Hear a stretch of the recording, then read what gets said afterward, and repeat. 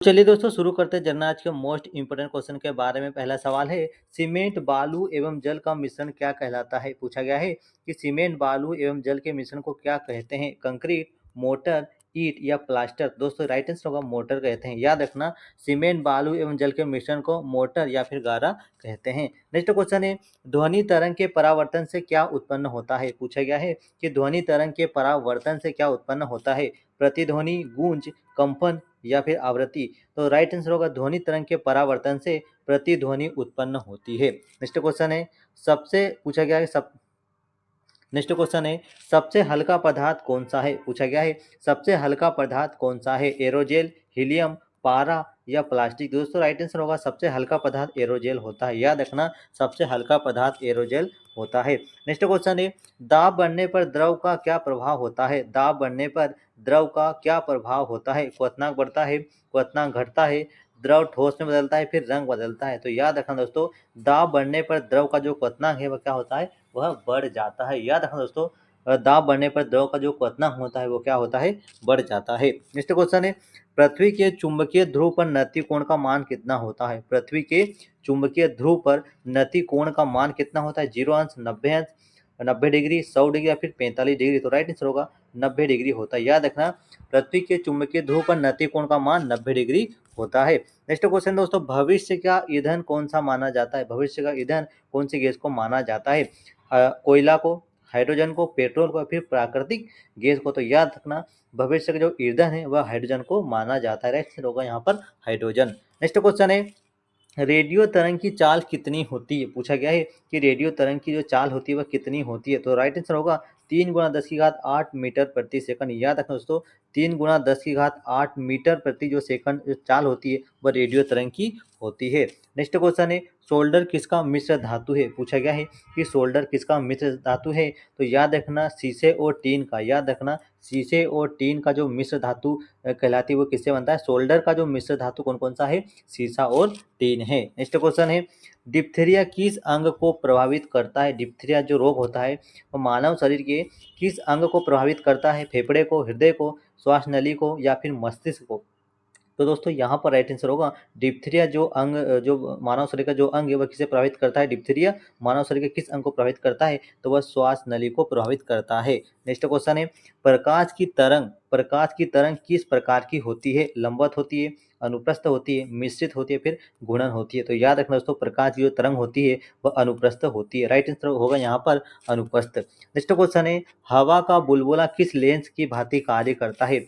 जो हवा का बुलबुला होता है वह किस लेंस की भांति कार्य करता है, अवतल लेंस की भांति, उत्तल लेंस की भांति, गोलाकार लेंस या फिर समतल लेंस। तो राइट आंसर होगा, जो हवा का बुलबुला किस लेंस जैसा कार्य करता है, तो हवा का बुलबुला अवतल लेंस की तरह कार्य करता है। नेक्स्ट क्वेश्चन है, अम्लीय वर्षा का मुख्य घटक कौन सा है। अम्लीय वर्षा का मुख्य घटक कौन सा है दोस्तों, तो SO2 और NO2। याद रखना, SO2 और NO2 जो है वह अम्लीय वर्षा के मुख्य घटक माने जाते हैं। नेक्स्ट क्वेश्चन है, कपास के लिए प्रयुक्त उपयुक्त मिट्टी कौन सी है। कपास के लिए उपयुक्त या सर्वाधिक उपयुक्त मिट्टी कौन सी है। 4 ऑप्शन है और आपको राइट आंसर बताना है। पहला ऑप्शन है लाल मिट्टी, काली मिट्टी, रेतीली मिट्टी या फिर पीली मिट्टी। दोस्तों यहाँ पर राइट आंसर होगा, कपास के लिए उपयुक्त मिट्टी काली मिट्टी होती है। कपास के लिए सबसे या सर्वाधिक उपयुक्त मिट्टी का नाम कौन सा है, काली मिट्टी है। नेक्स्ट क्वेश्चन है, पटाखा किस देश की मुद्रा है। पूछा गया है कि पटाखा जो है वह किस देश की मुद्रा है, मकाऊ की,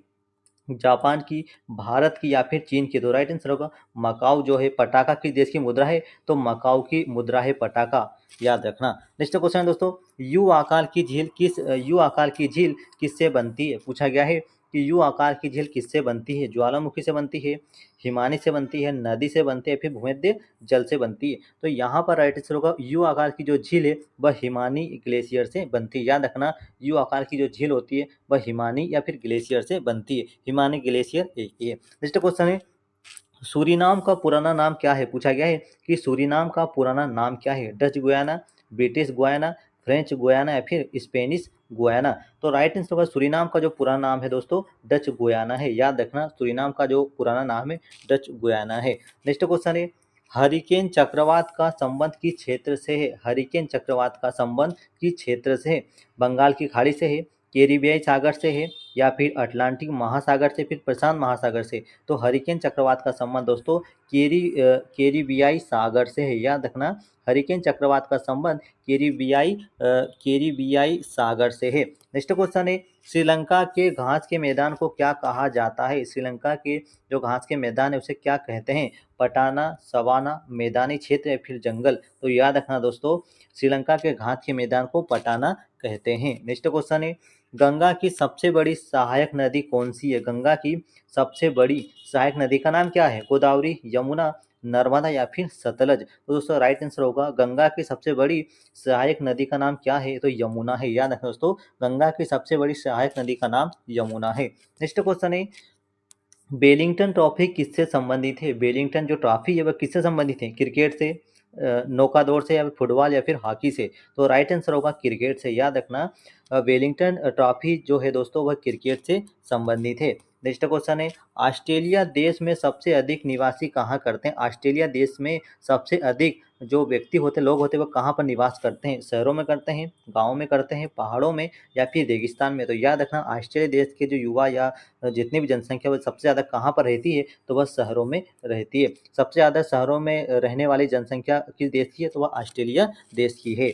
नेक्स्ट क्वेश्चन है, बौद्ध गाथाओं में हाथी किसका प्रतीक है? बौद्ध गाथाओं में हाथी किसका प्रतीक है? बुद्ध के जन्म का, बुद्ध के ज्ञान का, बौद्ध मठ का, फिर मोक्ष का। तो याद रखना, बौद्ध गाथाओं में जो हाथी जो प्रतीक है वो बुद्ध के जन्म का प्रतीक है। नेक्स्ट क्वेश्चन है दोस्तों, बीजापुर का गोल गुंबद, पूछा गया है कि बीजापुर का गोल गुंबद किस स्थापत्य कला का उदाहरण है? मुगल का, यूसुफ आदिल शाह का, हिंदू का या फिर ब्रिटिश का। तो याद रखना, बीजापुर का जो गोल गुंबद है जो यूसुफ आदिल शाह स्थापत्य कला का उदाहरण है। तो राइट आंसर होगा दोस्तों यहाँ पर यूसुफ आदिल शाह। नेक्स्ट क्वेश्चन है, भारत भारत आयरन अयस्क का सबसे अधिक निर्यात किस देश से करता है? पूछा गया है। नेक्स्ट क्वेश्चन दोस्तों, भारत आयरन अयस्क का सबसे अधिक निर्यात किस देश से करता है? जापान से, अमेरिका से, चीन से या फिर रूस से। तो दोस्तों यहाँ पर आंसर होगा जापान से करता है। नेक्स्ट क्वेश्चन दोस्तों, भारत में चुनाव की सबसे छोटी इकाई क्या है? पूछा गया है कि भारत में चुनाव की सबसे छोटी इकाई क्या है? विधानसभा, ग्राम पंचायत, परिषद या फिर ब्लॉक समिति। तो याद रखना, भारत में चुनाव की सबसे छोटी जो इकाई होती है वह ग्राम पंचायत होती है। याद रखना। नेक्स्ट क्वेश्चन है, सर्वप्रथम पृथ्वी की त्रिज्या मापने वाला विद्वान कौन था? सर्वप्रथम पृथ्वी की त्रिज्या मापने वाला विद्वान कौन था? अर्जुन था, न्यूटन था, गैलीलियो था, फिर इरोस्टोस्थनीज था। तो दोस्तों यहाँ पर राइट आंसर होगा इरेटोस्थनीज। याद रखना, पृथ्वी की त्रिज्या मापने वाला पहला विद्वान का नाम क्या था? इरेटोस्थनीज था। याद रखना, इरेटोस्थनीज। नेक्स्ट क्वेश्चन है, विश्व में सबसे लोकप्रिय खेल कौन सा है? विश्व में सबसे अधिक किस खेल को माना जाता है, या सबसे विश्व का सबसे अधिक लोकप्रिय खेल कौन सा है? क्रिकेट, हॉकी, फुटबॉल या फिर टेनिस। दोस्तों याद रखना, पूरा जो वर्ल्ड है वो फुटबॉल को सबसे ज़्यादा पसंद करता है। तो यहाँ पर राइट आंसर होगा फुटबॉल। नेक्स्ट क्वेश्चन दोस्तों, वॉलीबॉल की टीम में खिलाड़ी की संख्या कितनी होती है? वॉलीबॉल की टीम में खिलाड़ियों की जो संख्या होती है वो कितनी होती है? 5 होती है, 6 होती है, 7 होती है या फिर 8। तो दोस्तों यहाँ पर राइट आंसर होगा 6 होता है। वॉलीबॉल टीम में खिलाड़ियों की संख्या कितनी होती है? तो यहाँ पर राइट आंसर होगा 6 होती है। नेक्स्ट क्वेश्चन है, 10 रुपए के नोट पर किसका हस्ताक्षर होता है? 10 रुपए के नोट पर किसका हस्ताक्षर होता है? प्रधानमंत्री, राष्ट्रपति, रिजर्व बैंक के गवर्नर या फिर वित्त मंत्री। तो दोस्तों याद रखना, 10 रुपए के नोट पर जो हस्ताक्षर होते हैं वह रिजर्व बैंक के गवर्नर के होते हैं। याद रखना, 10 रुपए के जो नोट है उनमें जो हस्ताक्षर होते हैं वह रिजर्व बैंक के गवर्नर के होते हैं। नेक्स्ट क्वेश्चन दोस्तों, लेंस की क्षमता का मात्रक क्या है? मोस्ट इंपोर्टेंट क्वेश्चन पूछा गया है कि लेंस की क्षमता का मात्रक क्या है दोस्तों? तो याद रखना, लेंस की क्षमता का मात्रक डायऑप्टर से मापा जाता है। लेंस की क्षमता को हम डायऑप्टर से मापते हैं। नेक्स्ट क्वेश्चन है, इंद्रधनुष में नारंगी और हरे रंग के बीच में कौन सा रंग होता है? पूछा गया है कि इंद्रधनुष में नारंगी और हरे रंग के बीच में कौन सा रंग होता है दोस्तों? नीला, पीला, बैंगनी या फिर लाल। तो दोस्तों यहाँ पर आंसर होगा पीला रंग होता है। नेक्स्ट क्वेश्चन है, हवा में नम वायु का अनुपात अधिक होता है, यह कथन सही या फिर गलत? हवा में नम वायु का जो अनुपात होता है वह अधिक होता है, तो यह कथन क्या है? सही है।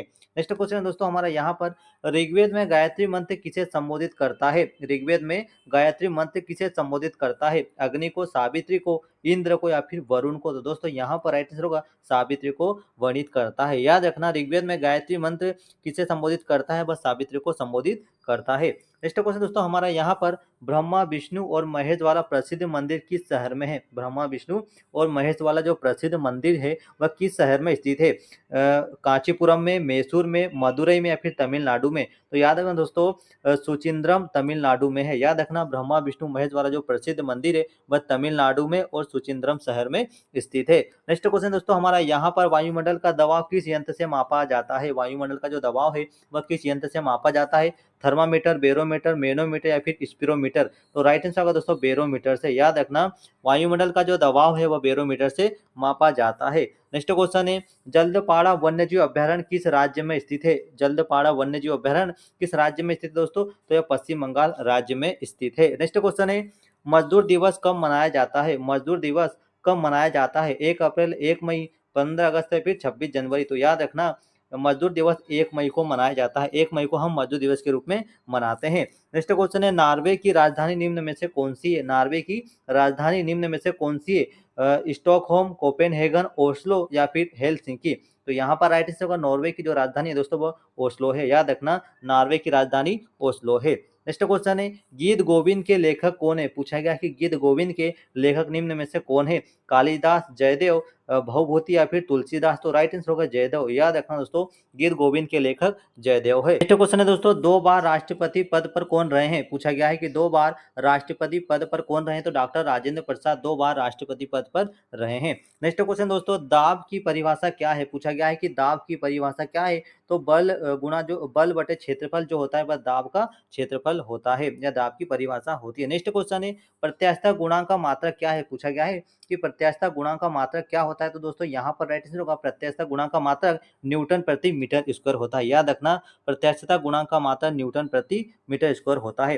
नेक्स्ट क्वेश्चन है 1 जूल कितने अर्घ के बराबर होता है। 1 जूल कितने अर्घ के बराबर होता है दोस्तों। तो राइट आंसर होगा 10 की घात 7 अर्घ के बराबर होता है। 1 जूल बराबर 10 की घात 7 अर्घ होता है। नेक्स्ट क्वेश्चन दोस्तों हमारा यहाँ पर प्रतिरोध किसमें मापा जाता है। प्रतिरोध किसमें मापा जाता है। तो प्रतिरोध को ओम में मापा जाता है। प्रतिरोध किसमें मापा जाता है, तो ओम में मापा जाता है। नेक्स्ट क्वेश्चन दोस्तों मधुशाला किसकी कृति है। पूछा गया है कि मधुशाला किसकी कृति है। तो हरिवंश राय बच्चन। याद रखना मधुशाला किसकी कृति है, तो हरिवंश राय बच्चन की कृति है।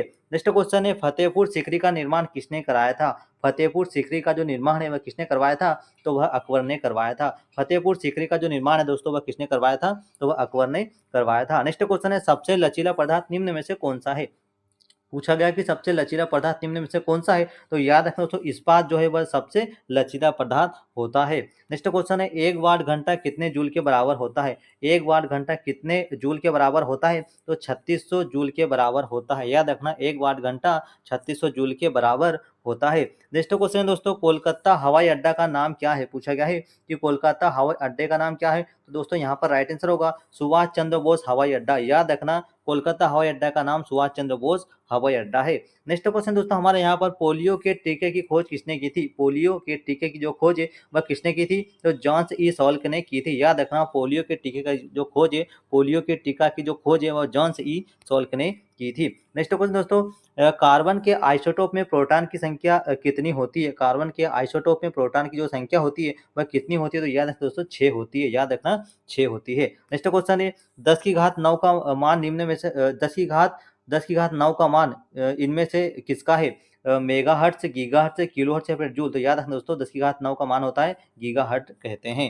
नेक्स्ट क्वेश्चन है -40 डिग्री तापक्रम पर सेल्सियस और फारेनहाइट बराबर होते हैं। तो यह सही है। याद रखना -40 डिग्री तापक्रम पर सेल्सियस पैमाना और फारेनहाइट पैमाना बराबर होते हैं। नेक्स्ट क्वेश्चन है गैसों का दाब किस यंत्र से मापा जाता है। गैसों का दाब किस यंत्र से मापा जाता है, तो याद रखना दोस्तों मैनोमीटर से मापा जाता है। गैसों का जो दाब है वो मैनोमीटर से मापा जाता है। तो चलिए दोस्तों जनरल आज के मोस्ट इंपोर्टेंट क्वेश्चन जो है एग्जाम में 12 पूछे थे, आपको कैसे लगे हमें कमेंट कर जरूर बताएं। मिलते हैं अगले वीडियो में। Thank you.